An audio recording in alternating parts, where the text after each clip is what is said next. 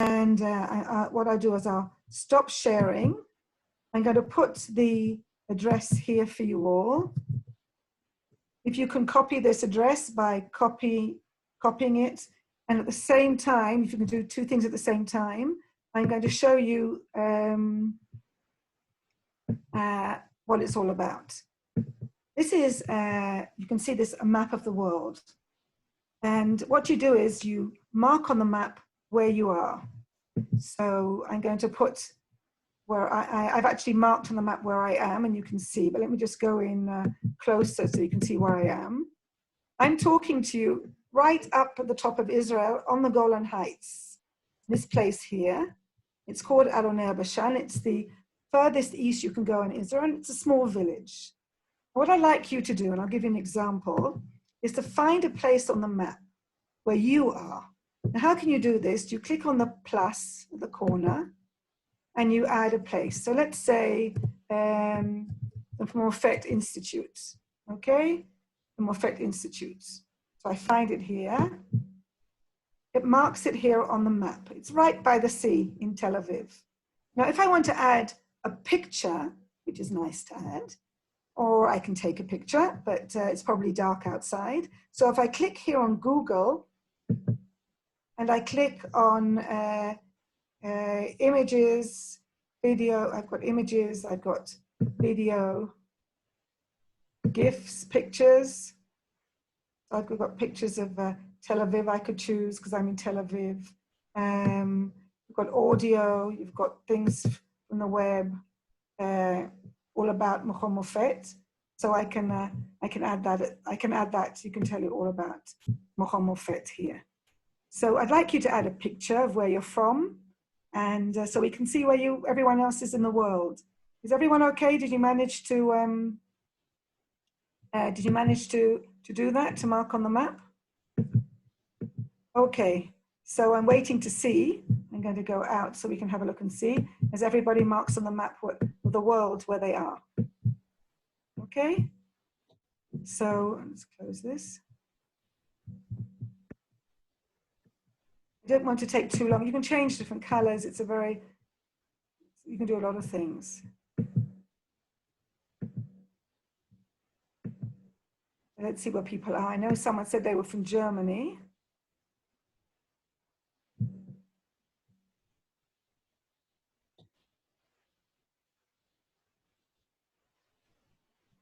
Okay, if you can put the microphones on, maybe people are having problems. Can they?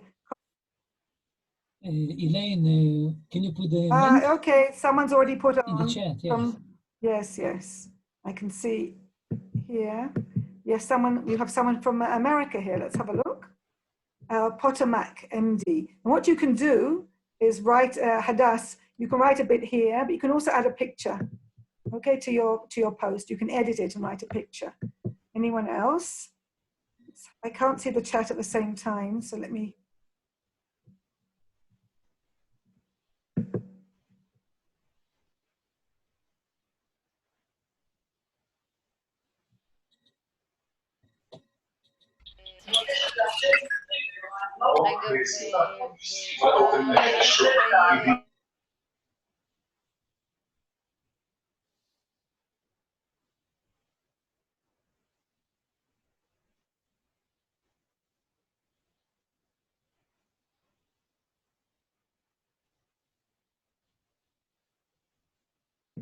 Sorry, I was muted as well. Okay, so let's see if we've got anyone else has managed to put where they are. All you need to do is to go to the link on the chat and copy it, and then and put it into Chrome or Microsoft, whatever you're using, and then you get our map, and you just need to press plus on the map, and then you can add a new place in the world. Elaine, you put the link? We cannot see it. Yes, I put the link. You put the link, I'll put the link in again. Let me come back here. Yeah, I put the link here. Let me put it in again.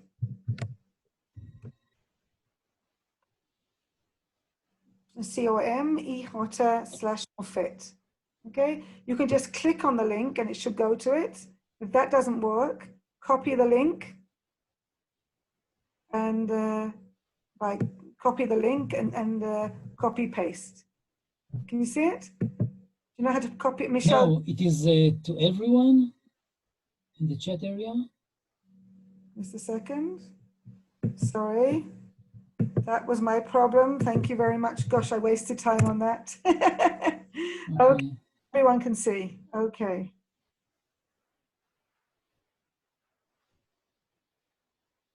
I thought because someone had done it, they obviously looked at the link on the top of the page. Gets to work. Tamara's done it. Thank you, Petah Tikva Israel. Let me go back to sharing so everybody can see it. It comes up. They're coming fast now.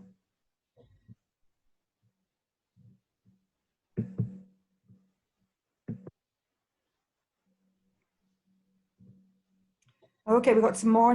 This is a nice one. Where is this? Ecuador. Very nice. We have a picture of where you are in Ecuador. Can you add a photograph? Who do we have here? Oh, right. You would have photographed yourself, Adas. Right. Thank you. You can also, when you see somebody, you can also add a like if you want to. Let me show you. I can add a like here. Okay, you can add a like to the picture. You can also add a comment, like I've been here. So you can add comments to each other if you've finished, okay? We've got a few more that have come.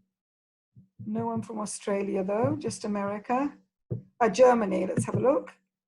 Okay, we can have a picture here or whatever you want to add. Long Island, nice. Okay, so I'll just, while the last people are putting up that this is a Padlet. Padlet is boards where you can write things, collaborative boards. And it's very useful to have a picture of the world here and to see different places, but you can do all sorts of assignments with the students like this. You can ask each one to visit different places and find pictures. You can ask, well, anyone have any suggestions here? You can write on the,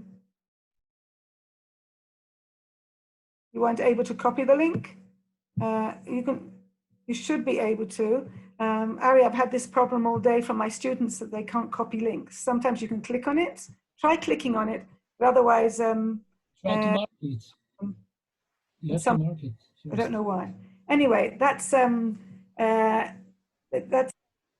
quick thing that you can do with students putting up these this type of board. Now, what I'm going to do now is to teach you a few things about online learning in order to have a basis of knowledge when I can do different types of quizzes and things with you around that. Okay, so I'll share with you again so you can see my PowerPoint. Okay. So I wanted to start off by speaking about distance learning.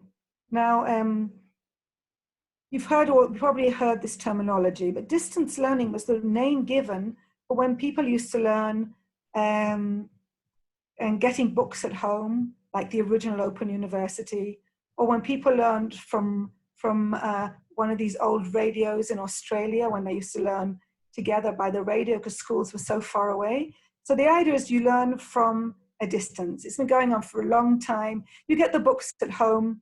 I think it's more than 100 years, more, or even hundreds. You get the material at home, and then you turn up and take the exam at some stage. So that's what distance learning is about. But it's so generic. I mean, since then, it's like an overall term for everything that goes on at a distance. Now we have online learning. Now, online learning is education that takes place over the internet. We sometimes call it e-learning. And there are two types of online learning. There's synchronous, which is what we're doing now, where you have to be there at the same time. If you're not there at that time, you can't be learning. You've missed it. You can watch a video afterwards, but you're not there to take part and to interact. And then you have asynchronous, when you learn online in your own time. Now, I want to show you now another Padlet. We won't have time to go into it, but this is similar, but can you see it's on a timeline? You see the timeline underneath? So I'm going to actually go in and show it to you because it's also something new that you might not have seen before. Where is it?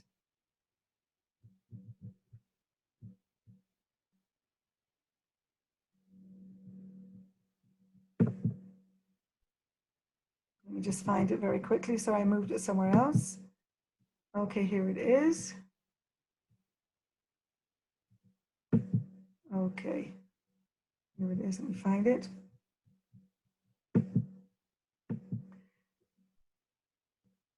Here it is. Okay, this is what it looks like. Now, what you do in this case is click on anywhere here, and you see on the corner here, this allows you to add a post. Now you can add a post here just by clicking on this plus sign, and then it continues in chronological order.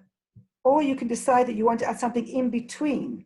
So I start off by saying coronavirus first appears, and the Chinese authorities treat dozens of cases of pneumonia of unknown cause.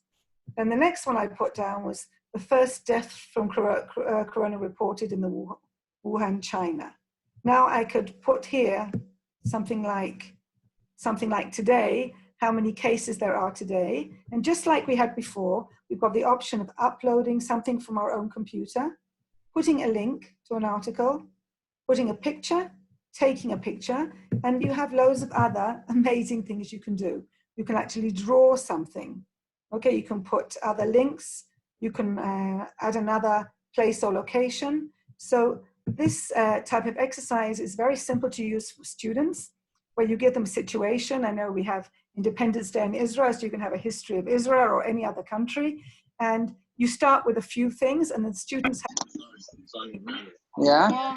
So okay, I'm in the middle of a webinar, but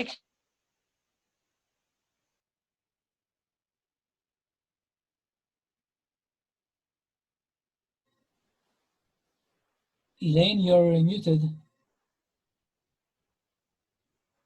Elaine? Yes, I'm Sorry. myself. I don't know how that happened. Thank you for telling me. And so I've been speaking to myself for the last few minutes.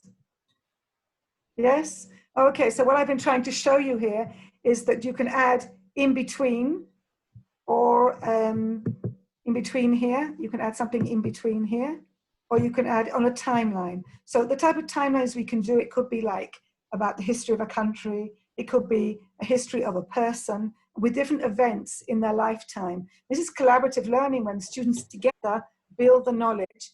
They can do it in their own time. It doesn't require us all to be here. So it's what we call asynchronous.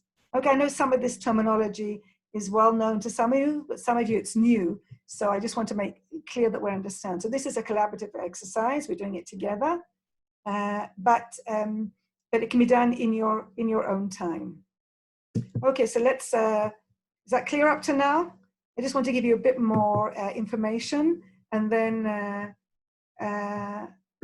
we're go on. Okay, so this is the corona, and you'll get the address for this. So everything we do here, you're going to get all the information afterwards, all the links, so you can try it at home. Now we come to mobile learning. Mobile learning is learning with mobile phones, but it is different. You know, it's not the same as working on a computer. It's on the go, and a lot of our students do our assignments on using mobile technology, and we have to be very aware of that. You have to be aware that how much you write on a page, it's smaller, it's harder to read, and it's on the go. They're not sitting in front of a computer. They can be doing many other things at the same time. Collaborative learning we slightly mentioned. It's when students work together in small groups, but it's not group work. Group work is just go in a group and do something. When we talk about collaborative learning, normally each person in the group has some more knowledge or is an expert or learns something on their own and comes back to the group. So the group together learn from each other and they build knowledge together. The next thing I want to mention, it's only one more thing after this, don't worry, it's what's been called a flipped classroom. It's become very popular. Instead of the teacher, and it becomes very important in what we're doing now in our classrooms with our students from home. In the past, we asked our students to do homework, and then in the classroom, we explained to them the history and gave them the information. The idea of a flipped class is you get what will be a frontal lesson outside of the class. The teacher gives the students videos to watch or makes videos. And then in the classroom, we have the discussion. So the actual face learning can be done outside of the classroom. And that's called the flipped classroom, when things are done the other way around. Is this new for any of you? If it is, can you say yes? If it isn't, no. And then we talk about blended learning. And blended learning is when we have learning in the classroom, learning online synchronously, and learning using the computer, online learning with the types of activities that we've already done today together. And that's called blended learning. Now, what I want you to do now is I'm going to take this link. Oh, let me go out of here. Okay, I'm going to share with you the link of, and I'd like you all to do this quiz. We're going to have a problem if you can't copy the link. So let's hope most of you can. Is there any way of sending it to people if they can't copy the link? Maria? This is the link. And I'd like you all to go in and to do a little quiz, a matching quiz on what we've learned until now.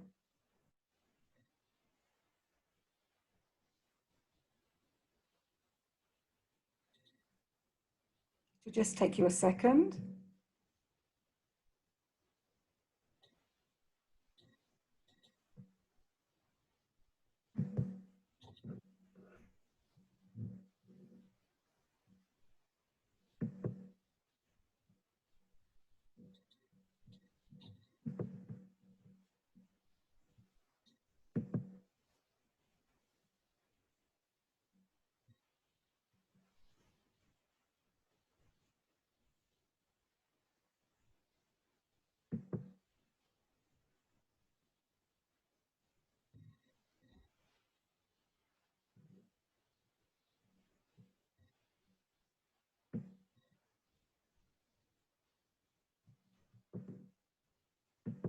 Now this does actually have a live version, but you should be able to see how well you did and what place you got.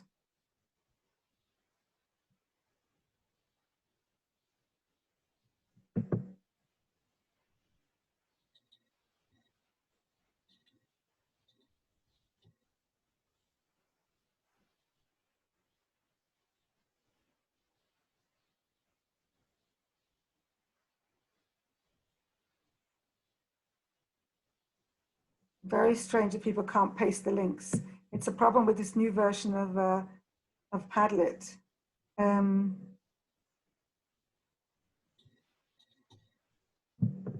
What do you suggest, Aria? How can we put it for everyone to copy if we can't? It doesn't work in the chat. You can send it to the emails, but it's not like we have sort of a board here where everybody can, as we did in the other program we used. But you can write it. It's, Quizlet, C-O-M, and the number is 5035 76 36 0. And then there's a line and match. Repeat it for you, Quizlet, C-O-M /50 35 76 36 0 /match, M-A-T-C-H. It's like calling the lotto numbers.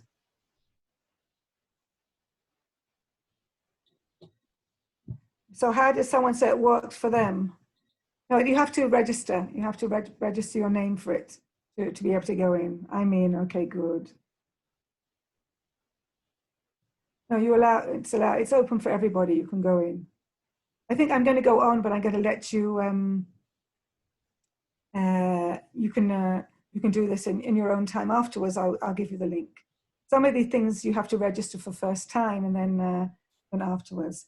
Okay. So what we did was a short exercise. It's called a Quizlet, where you make a list of items that join together. Two groups you can join together, or just a list of items. And you have different ways of asking the students to practice. And one of them is matching, but there are other ways of doing it. If any of you are teaching language teachers, or you want students to understand terminology, this is a very quick way of doing it. You make the list and the students do it again and again in their own time. It becomes quite of, Magdalena, you came in second. And what happens with the students? They're not willing to come in second. And they keep doing it again and again and again to come in first. And of course, each time they're learning the vocabulary and the definitions in order to see. So what happened was everyone, I can see that everyone was listening, and you learned the material. Okay, I'm going to go on. Is that okay with everybody? We can go on? Yes, okay. Nods. Okay. So another tool, right, it works for little kids, right. I'm teaching you things to use for children. I mean, as teachers, not, I'm using you as students, but you see, I think the main idea here is that we have to make this very clear. We're not teaching technology, we're teaching pedagogy, but the things that we want to teach, and we have to find the right tools to do it. So although I'm giving you loads of tools, obviously you have to think, well, what's useful for me as a teacher?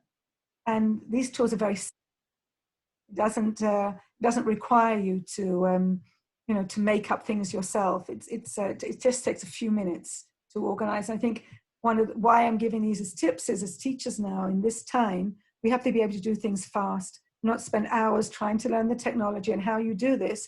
So tip number one, keep it simple, right? As simple as possible. And these two programs we've done up to now are relatively simple for a teacher to use and just copy the link.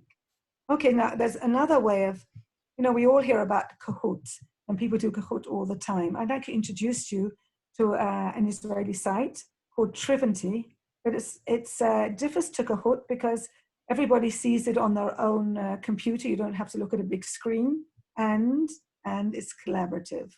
How is it collaborative? And we won't have time to make it collaborative today, is that you open up this program and you send it to anybody you want to write questions. So all the other students write the questions. Now we know that when you write questions, you think in depth and you start using your head and you learn. And so you can do this in so many different ways. In groups, you can get students to write these quizzes and send them to another group. And by writing the quizzes and doing them, it's a very easy way to learn material that you want to learn in a fun way.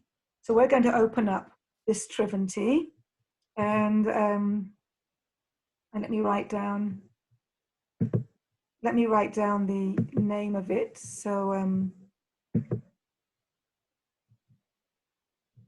you can, if I show it to you here on the PowerPoint, it'll be very easy because you won't need to copy a link. So let's do it this way.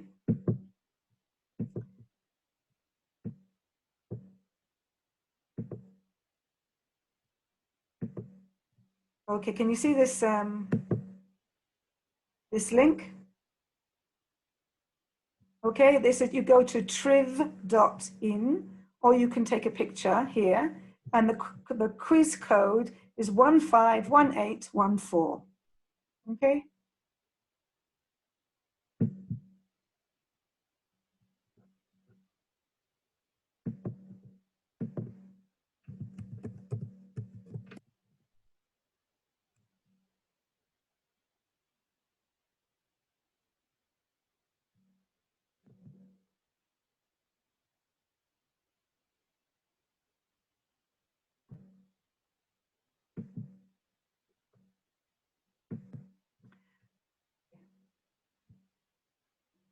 They're coming in. Let's Turn off the music.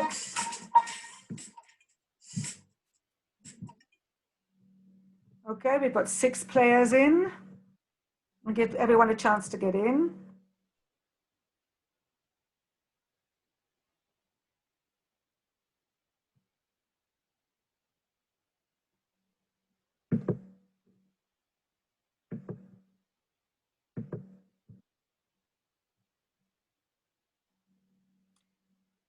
Is this new for you?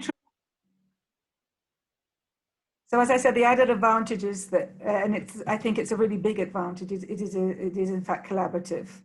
Okay, we've got 16 people in. I think that we're ready to start. Okay, so here we go. Let's start the quiz.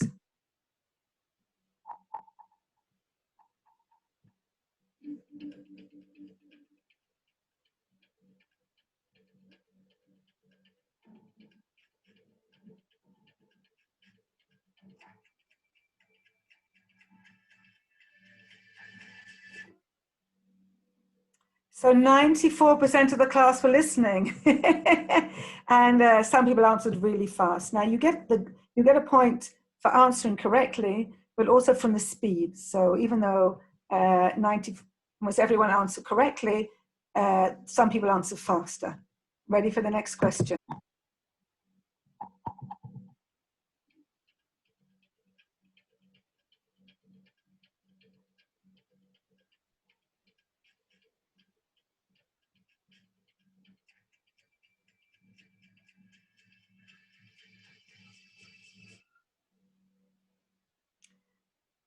Very nice. Let's make it different. In order to play this game, to do Quizlet, it's not synchronous. Everyone does it in their own time. That's the nice thing about Quizlet. You've got time to think about it, to do the assignment, to practice the words. Quizlet was the one we did before. Okay, next one.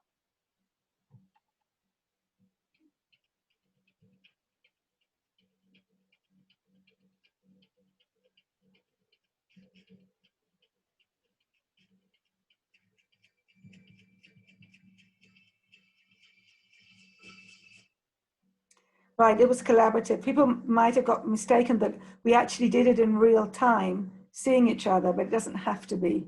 The idea is it's a collaborative board and we all build it up together.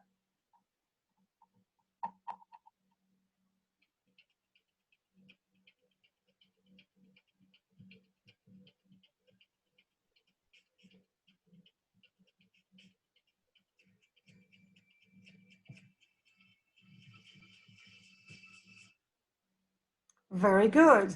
Now, who's in the lead here? We have Jana in the lead with 6 points, and Bren has 4 points, and Michelle has 3. So let's continue.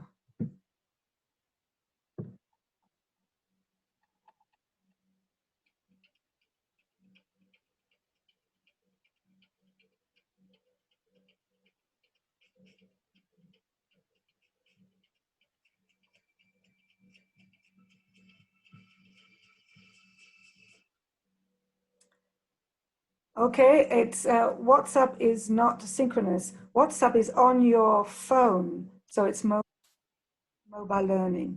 Okay, that's why I got mixed up there. WhatsApp, the beautiful thing is you don't have to look at it when someone's writing the message. You can look at it a few minutes later. It stays on your phone all the time.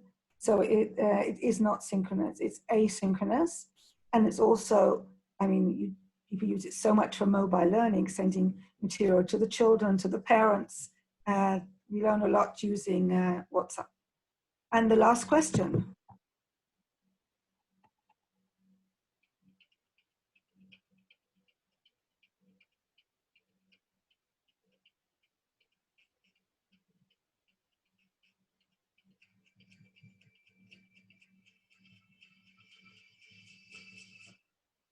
Oh, and 80% got it right. So let's have a look at the results. So first place is Jana. Can we all clap hands for Jana? Okay, so that was an example of Trivanti. But I would like to show you, if we're already on this page, let's go back. When we have in Trivinity, I can edit this quiz. Okay, and then I can, this one here, invite others to add questions to the quiz. Can you see that? So then I decide who I want to invite. You can always delete what they've written, but they add them for you. So that, as a teacher, you can ask all the children to write questions and then just choose the ones that you want. So there we go. Any questions up to here?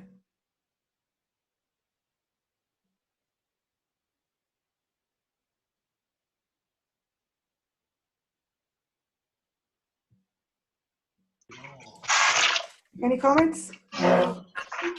Yes, I have please. a question. The Quizlet, not the Quizlet, the trivia that we just did, you first send it to the students and they can load up the questions. I didn't understand how the part that it's done cooperatively with the students. Okay, so if you want, let's say you want a whole class thing. So you tell the students, okay, we've studied blah, blah, blah, and we're going to have a quiz on it. Can you send me your questions? So you open up one of these, just like I did, and you click on that yellow button I just showed you. And then you write the address of the students you want to send it to, their email addresses. The same students in the class can make their own, and then they can send it to their friends in the class to add questions. That's how it's collaborative in making it together. Okay? Each student can add a question to the same quiz? Yes, as many as they want. But the person who's in charge of it, the person who opens the quiz, they have the option of deleting, deciding which questions. If I write a question, I don't see the other questions. So it's nice that you want to make an actual quiz for the class, but the other students don't know the other questions. So you might get duplicates and have to delete some, but everyone's part in the process of thinking of questions together, like a think tank for questions. Is that clear now, Michelle? I think so. In other words, couldn't I be the one in charge of the quiz and then send it to the students and ask them to write questions? Mm-hmm. Right. Okay, got it. Okay, good. Any other questions? Ready to go on? So let's go on.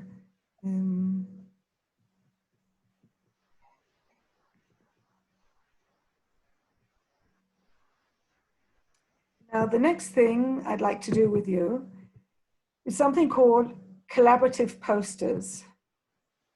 Now, it's going to be very difficult for me to send you this link because it's a long link. Let me think how we can do this.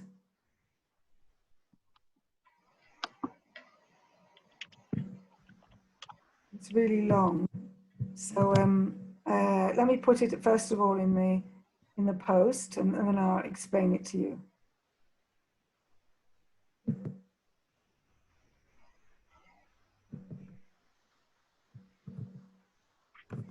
This is the link. Aria, can you make a small link meanwhile while I'm talking? Can you make it into a small link? Oh, not now. There's an internet site that makes small links immediately for you. You can put it in and it makes it small. Tiny URL. Sorry?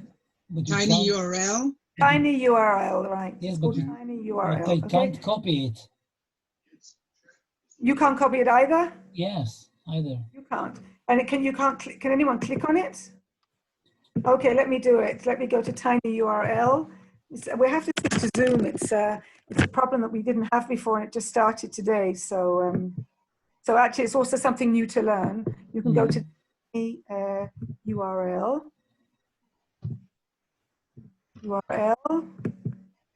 We put in this enormous link. Make tiny.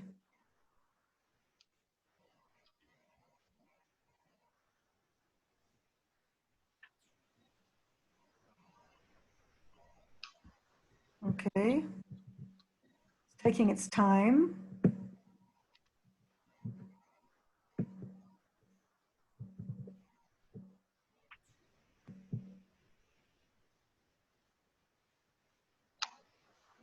Mm-hmm. Just when you want something to work, it doesn't. Okay, okay, here it is. Sorry. This is it. Let me see if we can, probably the best thing is if I put it on our PowerPoint, and then you can see it clearer. Let me add a new, let's put it here. Okay. This is it, okay? It's HTTPS, which you don't really need to write, tiny, TINY URL .com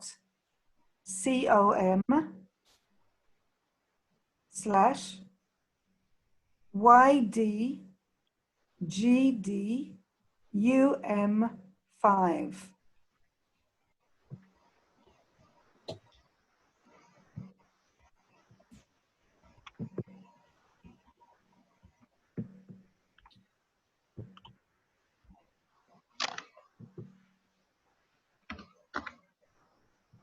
Okay, some of you are there already.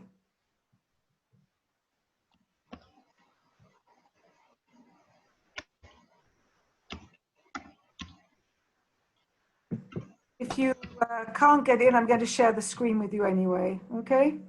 Do you need more time to see the number, or you're okay? Can I continue? Yes, no, yes, no. Wait, okay, I'm waiting.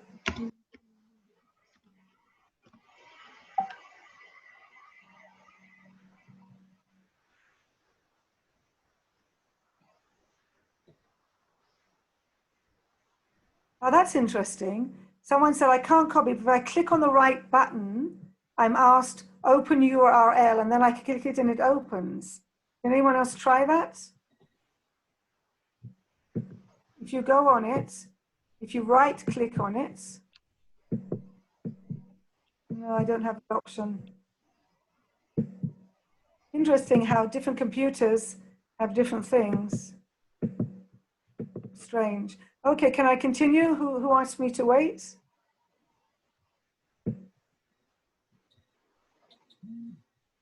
It didn't work. I can share the tiny Uno in the chat. Yes, here it is.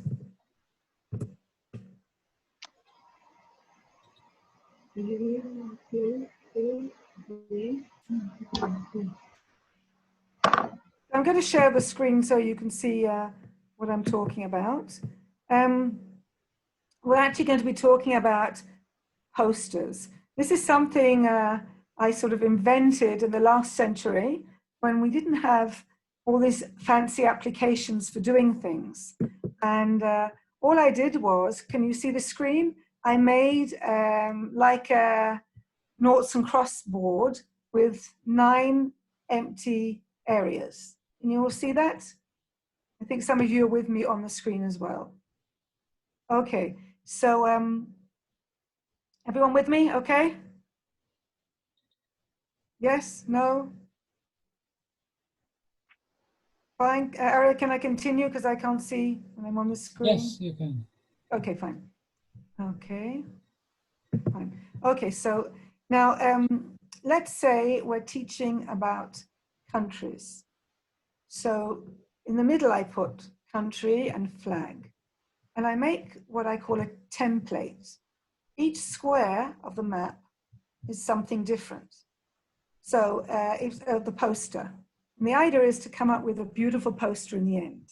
So, for example, I wrote on one corner map, famous people, an interesting place, okay, a song, food, history, exports, and then the facts here. So you write population, religion, size. Okay, and it doesn't take very long. I'm making it in what's called Google Sheets. It's one of the free options. In order to use Google Sheets, you just, for those of you who aren't familiar, you go to your Drive, you click on New, and you choose Google Slides, and you choose Google Slides, and it opens a new slide for you. Okay, can you see that? What I did was made a table here, and then I did copy the slides, so you can have as many slides as you want, as people you want to work in the group. And this is a collaborative learning. Now everyone, the only problem here, because it's on the same place, if I have a lot of students working together, they can mess up what other people do. But it's easy for me to demonstrate here, even though you can do it in other formats. So let's take this one, which I began. It's Italy. So I found a song. I think it's O Solo Mio or something here. Okay, believe me, it's an Italian song. Now we need to add a map. So to add a map here, we can go to Insert, and I can look for a map, an image. I can search on the internet, just like before. Maybe it's something I've got already, I want to upload, or I want to search on the web. Or I can add a video. And the other thing, or a diagram, or anything that I want. But you see, you can also add a picture, and behind the picture have a link.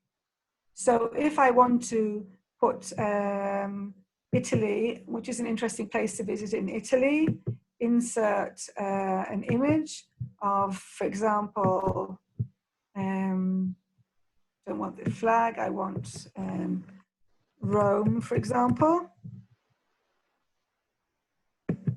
Rome, and I've got a picture of the Colosseum, for example. Okay, I select Insert. It's probably going to be very big. It is. And I make it smaller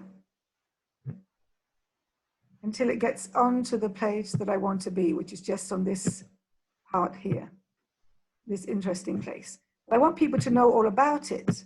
So I want to add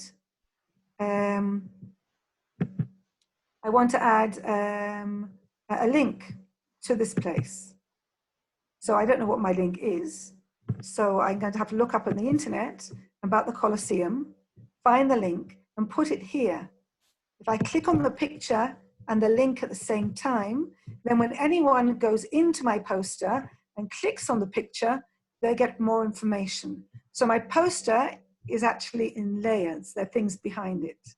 Now, obviously, we're going to add food. Italy is very easy. There's lots of food. And the information and facts, I'm going to have to go to the internet to look up things. So what we're going to do now, I'll just show you today for my lessons what students did. This one they did on Spain. This one is on United States. This one is on the Philippines. And this is on Israel, South Africa. This one is United Kingdom. And all these are empty for you to choose and to write a name in the middle, first of all, bring in a flag and start working together. So, and you know who's here. When you're on a page, can you have a look here? I see all these pictures here. I know all these people are looking on the first page with me. I know these two people are on the second page and this is on the third. So you'll see whoever it is, an alligator or whoever is with you. And I'd like you to choose and just spend a few minutes playing with this and very simply making it into a nice poster. Okay, so I'm going to give you a few minutes to do that.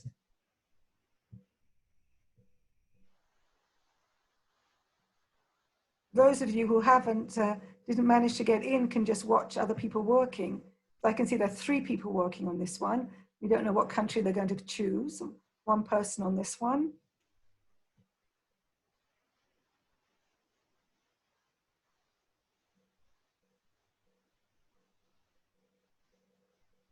Now, obviously, this can be done fast, but it should be after the students have done research and after they've thought about things and worked on things, then we can bring them here. If they've done the time that we did already, the timeline, then it's much easier for them afterwards to come in and put the main event to the history of that country. I'm going to talk over while you're doing it. Oh, very nice. Just be careful when you're working one on top of the other that you move things quickly to the right area. It doesn't have to be country. I actually started this, when I first did it, was actually this week, Israeli Independence Day, and each group of students with different aspects, whether it was different historical events, and the whole thing was around one event. And together, all the posters together made, and we put them up on the wall, they looked absolutely beautiful. And we had a really nice demonstration of Israel in all different aspects. But obviously it's much more fun online because you get to hear the songs and see the videos. They're coming on very nicely. I can see France coming on very nicely with a map. Who's this handsome guy coming up in this picture? Germany here. We need more information about Germany. 2 people are working on that map.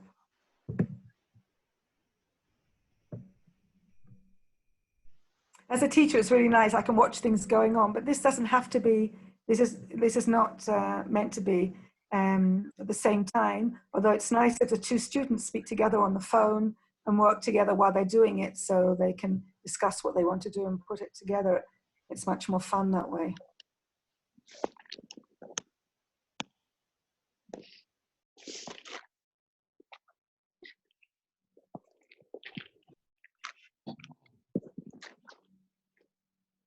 What country is this one?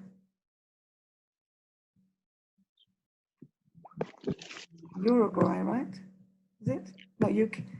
It says UK, so we should take off the UK. This one is a flag in the middle. It's another one of the United States. Justin Timberlake, right? I'm sure that they'd choose that. And oh, that's very important. France. We've got different famous people here. We can put their names as well and link to a site so we know who they are. And oh, look at the French food, right. In Germany, that's nice, good map. I'm just going to give you 2 more minutes to do that. We can continue afterwards. This is an example of how, with no work at all, you can make a really nice assignment for the students and it's really nice to see each other's maps afterwards and try them out and listen to the songs. You can even do this and make a Triventy on this, right? That you have to ask questions about your map, and then everyone has to go in and learn what everyone else has put on their map. You can combine all these tools that we've learned together in different ways. That's a beautiful picture. Okay, 2 more minutes and then we'll go on. That's really nice. Picture from Ecuador. What's the name of the instrument that they're playing? Can you tell us?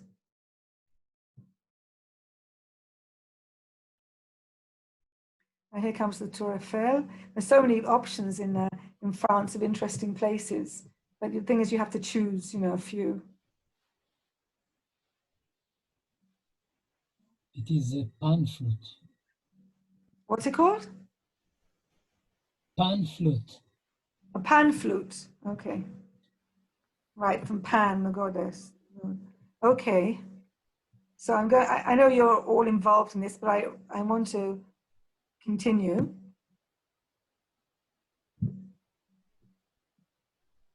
Okay, so before we go on, can I hear from you? How else could you use this type of exercise? I'm going away. How else can you use this type of exercise to give you ideas of how you can use it in your classes? Anyone like to speak? Yep. I'm teaching at a college level. Hi, my name is Erez. I'm from Israel. I'm teaching at the college level. And what we could do perhaps is come up with either posters that they need to perhaps put pictures around a certain concept, say, for example, inclusion of children with special needs or importance of principles of early childhood. How would you visualize them? How would you explain them to parents? It's not a simple thing, but these are college students who need to come up with how to simplify certain concepts. That would be one example, for instance. Yes, yes. Problem solving, that type of thing. Book reports, even explaining a very difficult an article, you know, the different aspects. Any other suggestions?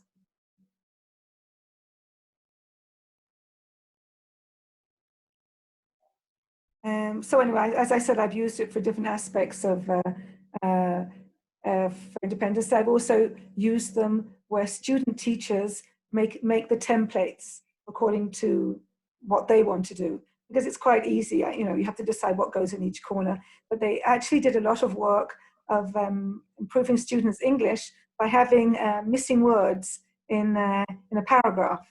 And they actually gave the link to the students, but they had to go and look at it. We have to try to do as much as we can to avoid just copy paste, make the students think, and they're just not copying to make a nice map, but it's something that is part of a process of learning.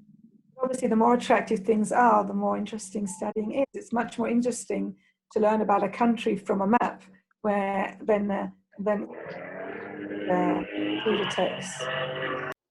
Okay, so I'm going to go back to my PowerPoint.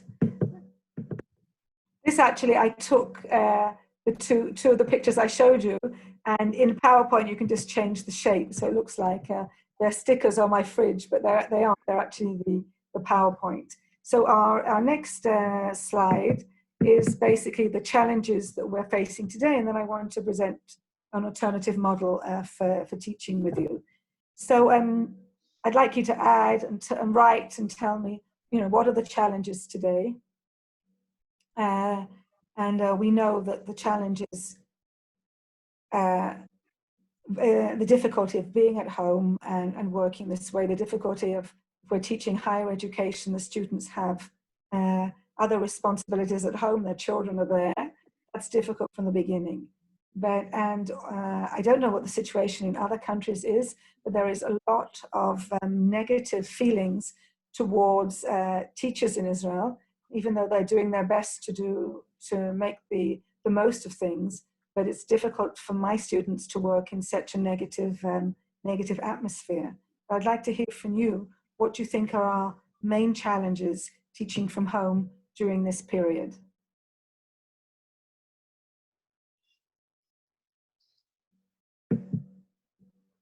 Yes. Karina, do you want to tell us what are your main challenges teaching from home? Karina, do you want to speak to us? Hi. Hi, hello. Hi. What are your main challenges? Well, I work in kinder, so it's very difficult, this thing of being so far away, and we cannot be close to the kids, and the eye contact, it's not the same through this screen, and the hugs and the way we teach in kinder is so special. So that is the most difficult thing. Through Zoom, the meetings are not the same, and we are losing some things anyway. And the thing is that the exposure, we think of the characteristics of each kid, and kids learn in a different way. Maybe some people think that they are not learning because they are not sitting, they are looking at you, paying attention. And while you are here in the Zoom meeting, all the families are watching all the kids, and maybe they think they are not listening, they are not paying attention, they are not sitting, looking at you. And that's the way they learn at school. I mean, for us, sometimes it's not necessary for a kid to be sitting. I mean, it's kinder. they go around and they play, and for families it's very difficult to understand that. Yes, we've got some interesting things that people have said. Let me have a look.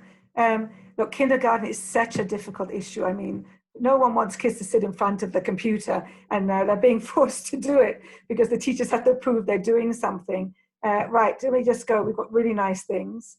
Someone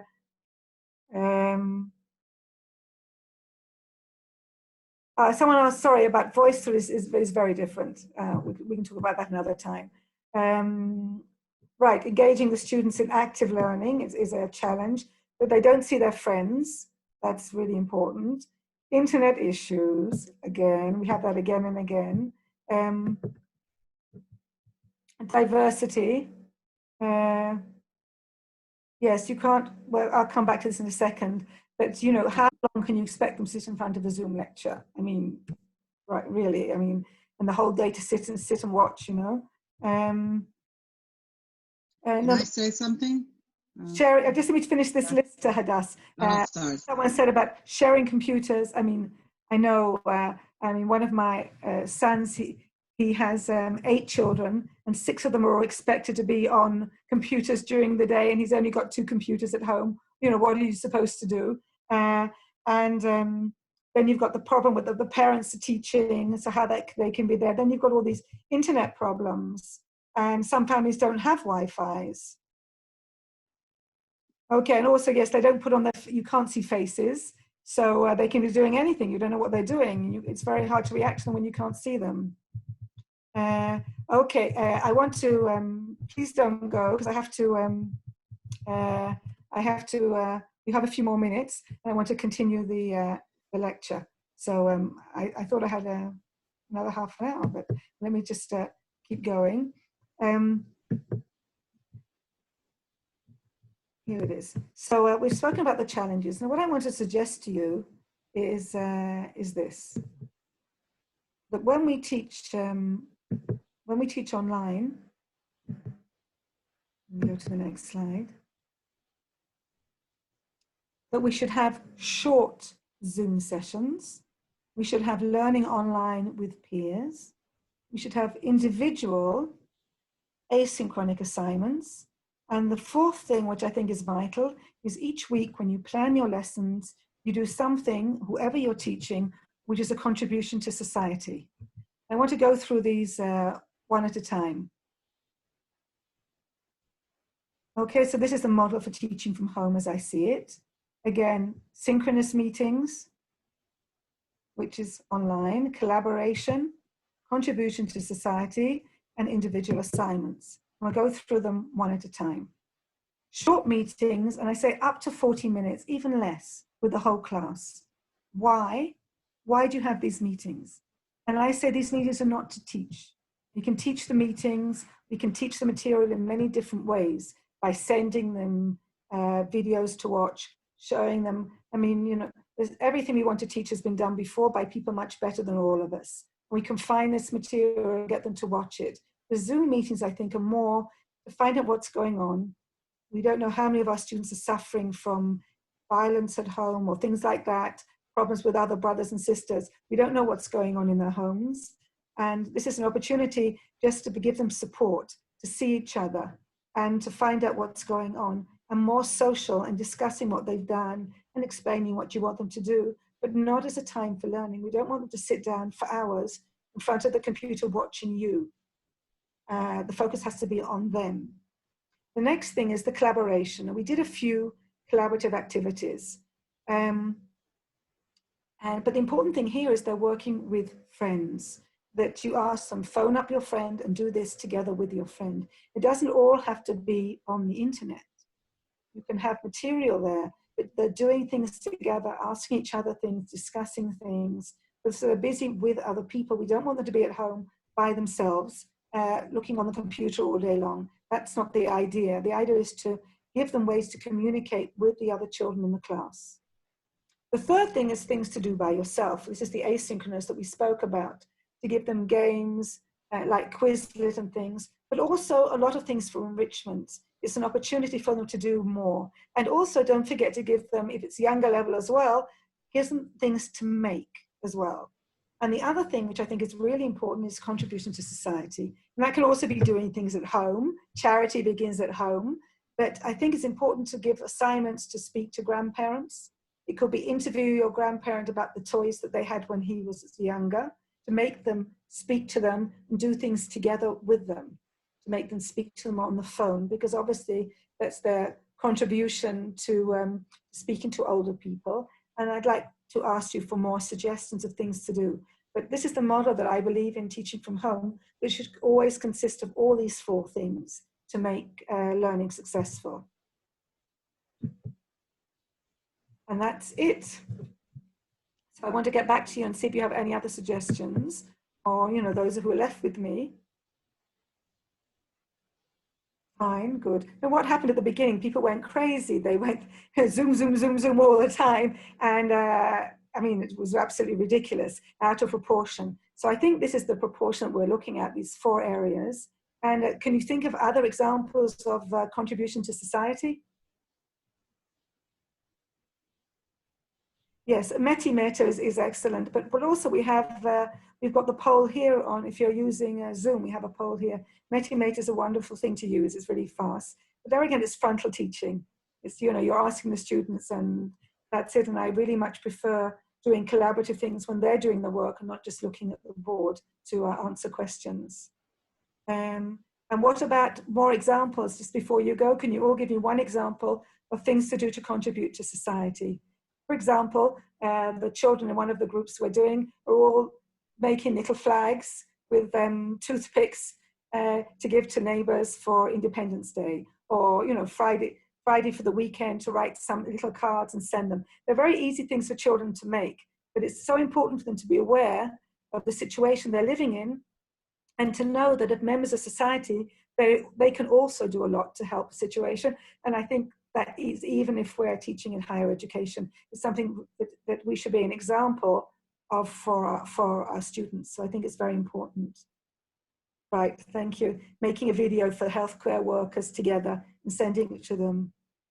And the session, thank you for, hello from Madrid. The session is recorded, and anyone who signed up for it will get a recording of the session. And this is a free session coming to you from Moffett. You might, Moffett does wonderful things. We have loads of wonderful courses. And I teach one on digital learning, digital storytelling, if anyone's interested. I suggest you go in and, Aria, would you like to add anything? No, just thank you. Thank you, Elaine. And thank you. My pleasure. Thank you, all of you, for joining us. Tomorrow we will send you the recording of the lecture, of the webinar. So just have a good day and good week. Yes, goodbye to all of you. Thank you for coming. Bye. Thank you. Bye-bye.